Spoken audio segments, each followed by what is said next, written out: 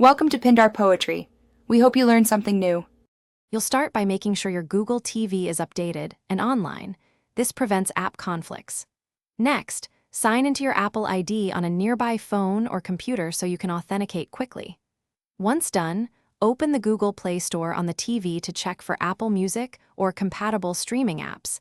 This saves time in the next step. Make sure you know any family subscriptions tied to your Apple ID, because that determines whether you can join the service immediately. Now install Apple Music from the Play Store. If it's not listed, you can sideload a compatible APK with caution. Once installed, open the app and choose Sign In, then enter your Apple ID credentials.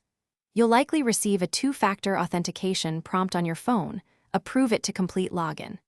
After signing in, grant any playback or background permissions the app requests so audio continues when the screen sleeps. This step links your library and playlists to the Finally, test playback. Play a song, open a playlist, and verify gapless or Dolby Atmos settings if supported.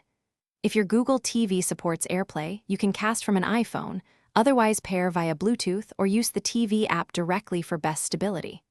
Once done, adjust audio output and sleep settings to prevent interruptions.